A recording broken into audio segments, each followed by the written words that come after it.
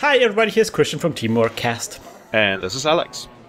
And this is Netrunner with TeamworkCast. This is 2nd November, the Euregio Tour Tournament in Aachen.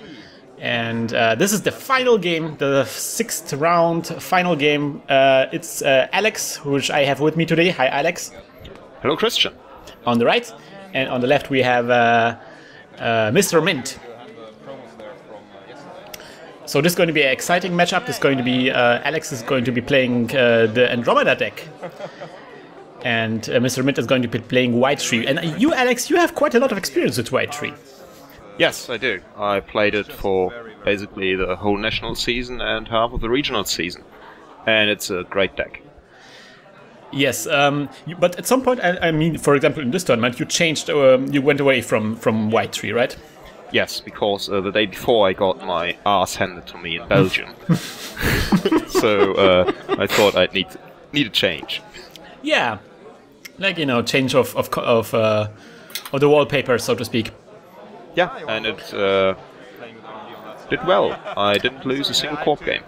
By the way, Mr. Mint has a real nice, custom art identity on the lower left corner here. It seems to be. I think that was a kit that went around on the tournament. Yes, that was an alternate art kit that was printed by the Belgian organizers for the nationals there, because they only had a limited price kit available and they did something on their own. Ah, really cool idea. Anyway, so Mr. Mint starts with 2 eyes in front of HQ and R&D with beautiful Lannister colors, and you start with a Fairy and a Desperado and a Dirty Laundry on Archives. Yep.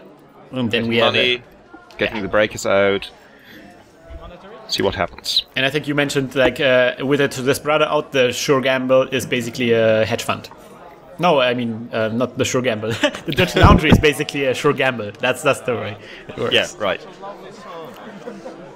Well, no, that changed since Archives is iced up, but, well, I did get my money. Yes, and you're quite set up quite well. The only thing that stops you are barriers now. In your special order, let's see, I guess that's going to be Corona. Yeah, I think so too. To be perfectly honest, we have to spoil it to our listeners. We actually saw this video once before. There has been a mistake in our recording, so we're watching it again. But it's such an excellent game, it's always worth watching again anyway. Yeah, it's just really hard not to make the same jokes twice. That's true, indeed. Alright, so we see an external server going up with Mr. Mint, and he installs a card in there. Yep, now he's up to 7 credits, so he can rest all things that, well, basically really painful for me. Yeah, but on the other hand, you have all the breakers, and you have an account siphon. Oh man, and he rests. Did he even have the credits for this? Yeah, he has 9 credits, so he's down to 1. Yeah. Alright. I lose 3, he loses 8, and, well, the toll booth just sits there now. Yeah, that's a real problem right now, yeah. Shy a little, just a few credits, but the siphon really doesn't do anything anymore anyway. I mean, with 1 credit, I'm not going to steal it. Oh, and then you run on R&D and there's a pup. And again, something that happened when I was playing against Mr. Mint at the Euregio 1. He did the same thing where I thought he didn't have enough money to rest anything, and it was a pup. And then you run on an external server and that mental health clinic. Yeah, and here Mr. Mint reminds me that I forgot the credit I was supposed to get when I went through the pub, and so I was able to trash mental health clinic. Oh, how nice of him! You know, that's amazing. This is the top table in a huge high-profile tournament, and there's still like such niceness going on. That's really nice. Yeah, it always depends on the people that meet on the at the table. And I know Mr. Mint from before. We never actually played before, but we always had nice chat and we got along well together, so yeah, sure. Incredibly polite player with a great sense of humor and incredibly sharp dressed. He had a vest on it. I don't know, we talked about it in the first game, but yeah, he had a really sweet like vest with a shirt underneath. Really classy. Yeah, I mean, you can't really question his fashion sense. No, that's absolutely amazing. No, I think we can all you can all get just inspiration from this kind of class of player. So he does a celebrity gift, and there's nothing of importance there. Yeah, and you see all those nasty things. He has a Caprice, he has an Ash, and a Jackson, and an APD on hand. So regardless what he installs in the remote, it's really going to be annoying. Yeah, it's going to be really painful, and you know that he has all this nasty stuff. You have to get through the toll booth, so that's really nasty. So he reinforces that server there, and he installs a card in there. You get out the Magnum Opus.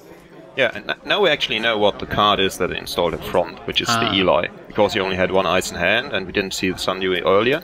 Okay. And in addition, if he wouldn't have installed the Sun New, we would have known that it was the Eli too, because he didn't shuffle his hand after drawing a card. Or after showing it to me. So basically all the cards are still known to me with the location. Oh no, that is incredibly difficult now. He plays the current enhanced login protocol. So the first time you do a run that is not triggered by an ability, you will have to pay an additional click. Yeah, and as mentioned before, with the Opus out, and if I want to make a run, well, with before I mean the last time we commented this, yes. He basically steals me 2 clicks because I have to spend an extra click for a run. And while the Opus is click intensive and my opponent's deck is click intensive, usually you think that's not really working well together, but at least I'm not wasting clicks on unnecessary runs, so I can just make a lot of money and then just basically get everything done. Just run on R&D and score in Nisei, that was perfect there. Yeah, great agenda, ELP is gone.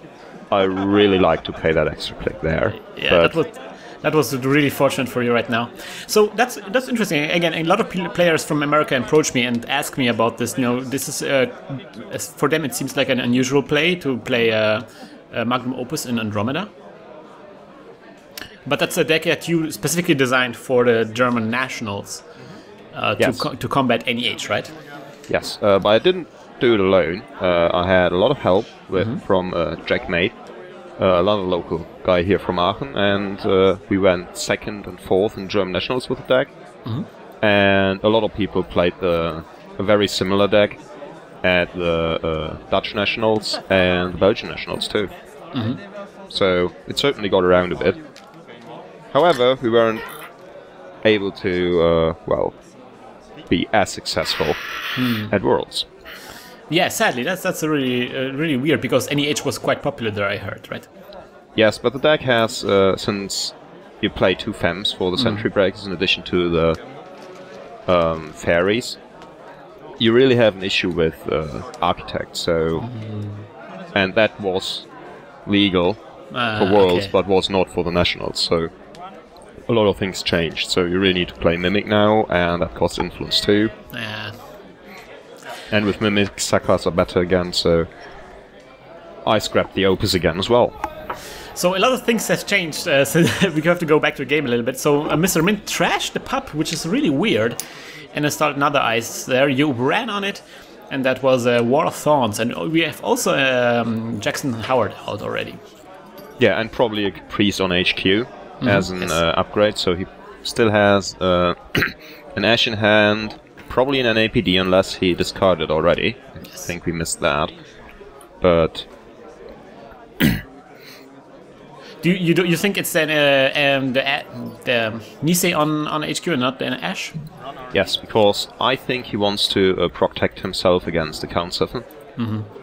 And if I spend a lot of money on Toll Booth to break through and then basically fail at Caprice, it's really painful. Yeah. And I just trashed an Ash from R&D, so he probably only has the one left. So there was a Komainu rest, you broke it with a fairy, and you got immediately another fairy out, which I really love. Like, if you can replace a fairy immediately, that's such a power play. Yeah, unfortunately, I will run out eventually. Yeah. I have that nagging feeling. You will have to get that fem. Yeah, so I really need to keep up my money again. Do you have data suckers in here? No, I don't. Wow. So everything just works with the Opus. Yeah, and the normal economy options you have. And the Siphon helps too. But with the data sucker, I mean, basically, that's my rig. You can replace the fairy with the fem later. and maybe the passport with the zoo, but that's it. Okay. Like a very simple setup, I guess, right? Yes, and very effective because the Opus basically powers everything. I wonder, you did trash the John Masanori here. Do you remember why? Yes, because it's very hard to make successful runs against RP if he has lots of other servers. Oh, that's a bold move here. Inside job on HQ, and of course it is an Nisei as you predicted. So we're playing the Psy game now. Yes, I rather spend the inside job than something else. Basically all those credits, because it still costs me you lose lots of money with passport. Yeah, but well, it happens. At least now I have a confirmation on the Caprice. And you'd cost him some money at least, and you know that it is the Ash, the Caprice, and you gave yourself a chance. Yeah. So there's a run on the Sandu, and there is as I predicted, there is an Eli there. Yeah, very expensive, but well, you break Sandu it. is still too much money. And there is a Himitsubako. And then trashing the Sandu. That was a really nice move here, so denying the economy. And Mr. Mint is really struggling with money right now. Of course, he reses another mental health clinic there, but yeah, you're at least fighting his influx of credits. Yes, and I have an easier time to get money back, so if I can control a little bit of his money, I think I should be fine. But it's a really tough one. On the other hand, he did rest some pretty hefty eyes on HQ and R&D already, like that Wall of Thorns and the Tobus is really quite taxing. Yeah, and now I'm probably annoyed at myself that I spent that inside job.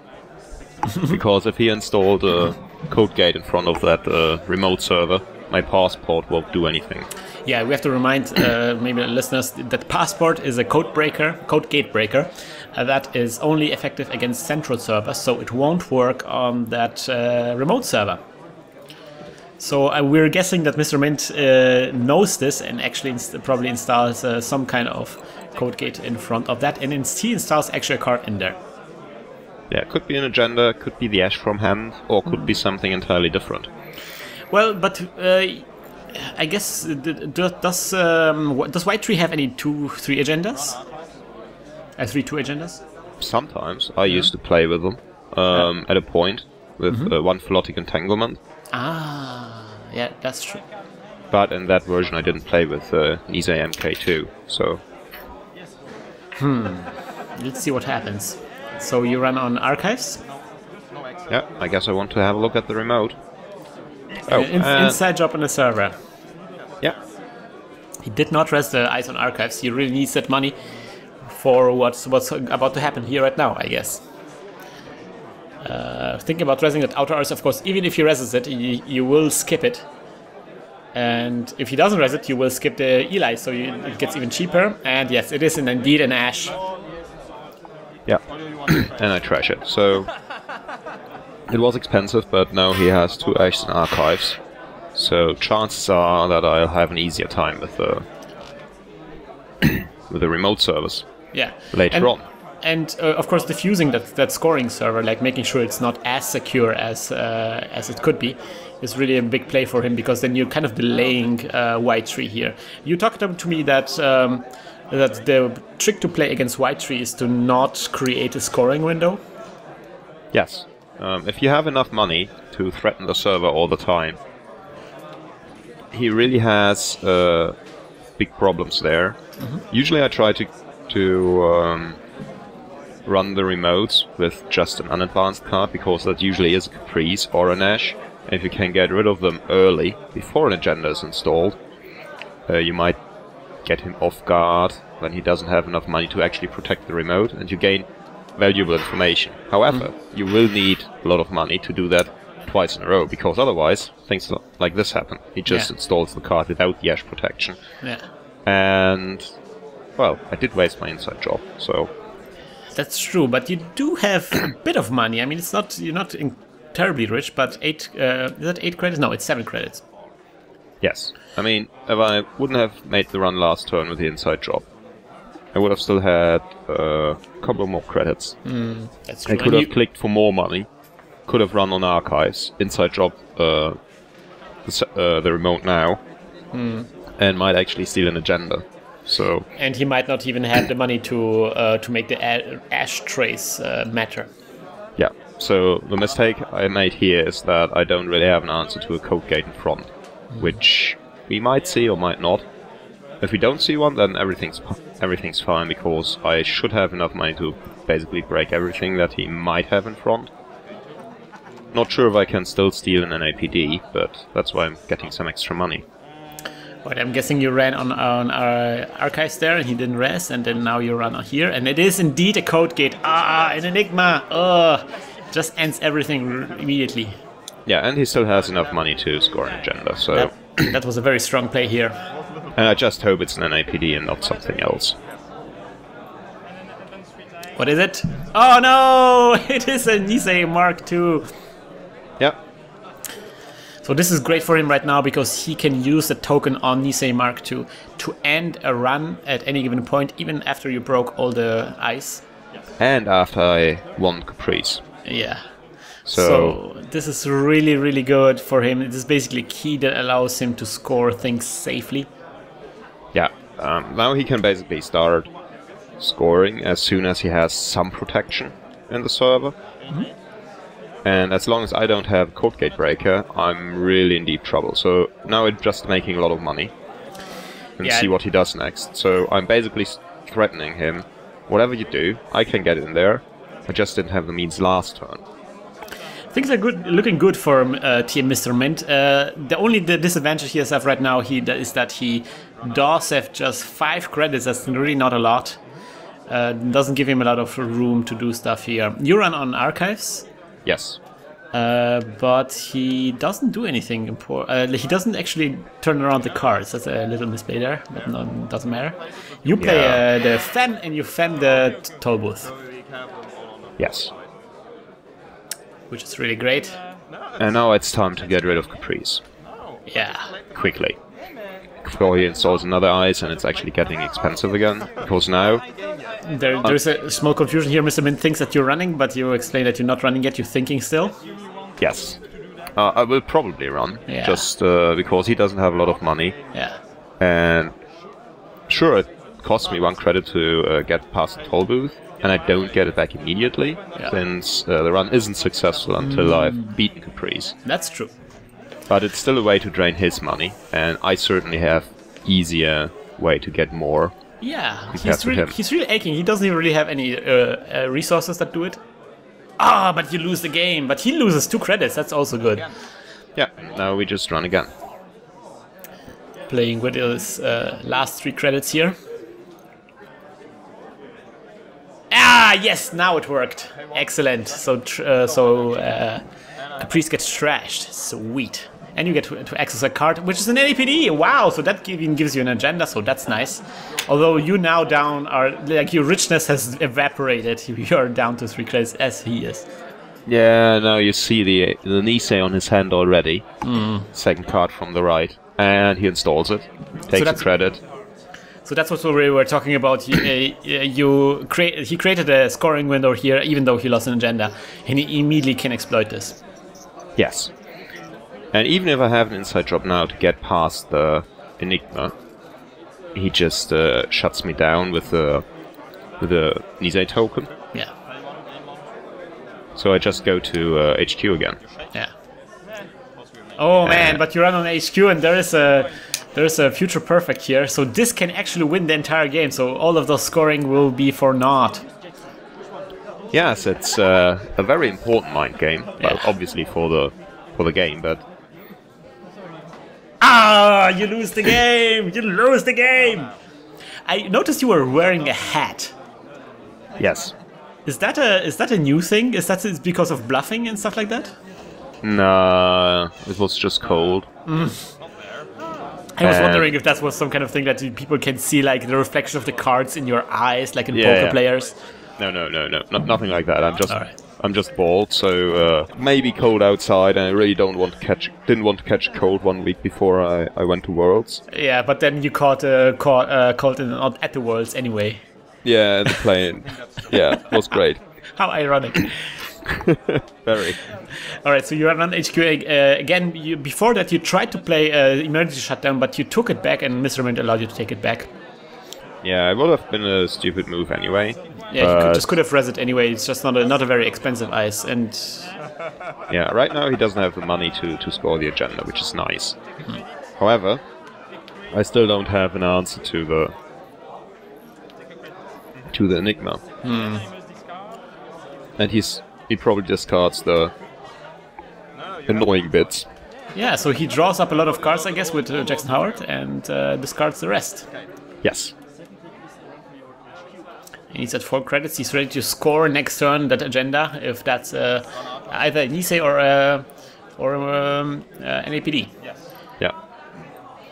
Personally, I think it was still bad not to play the shutdown. Even if it was a toll booth, I would just check HQ and make money with it. Or the Enigma to force him to res it again, which would have been nice too, just to buy some extra time. But well. So you run on the archives here, and he uses the Jackson Howard to shuffle 3 cards back into R&D. I think it was 2 hidden cards and a, what was that, celebrity gift or something? I think it was the ELP or something, or maybe an Ash. I don't know. Yeah, I don't know. It's I really something annoying. Look at the screen properly at the time.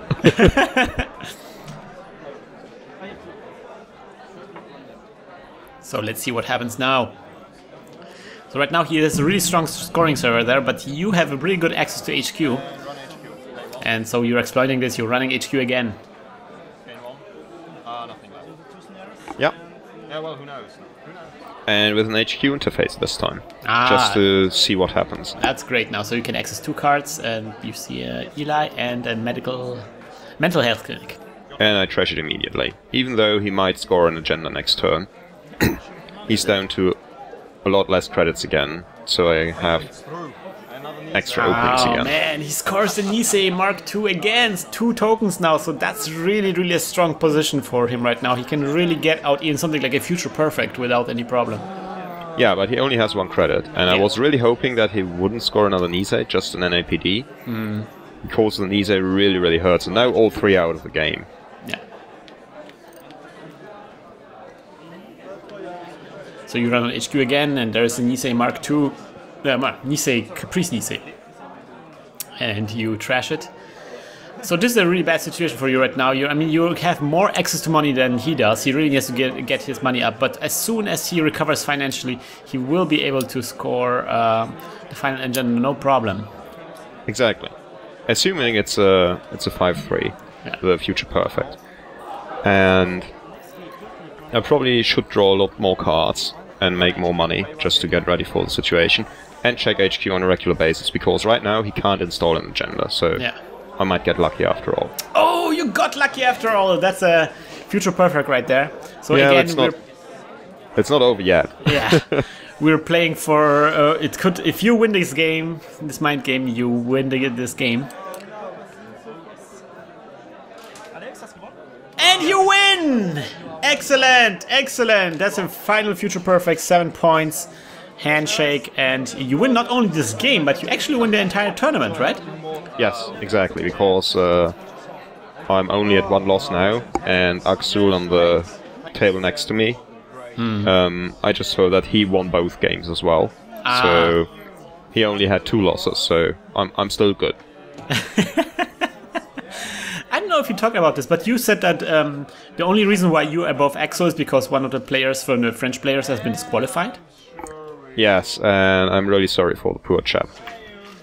It was one influence too much in the deck, and well, things can happen. It's just still very annoying. Yeah, he was playing a Hades shard, and you were checking his deck, right? Yeah, but it was not because I was checking his deck because I thought something was odd. We were just chatting a little, and it was just a lot of fun. And I asked him if I might have a look at the deck, because I played something similar in testing, and it never really worked out. I was never really happy with the way I was able to build the deck.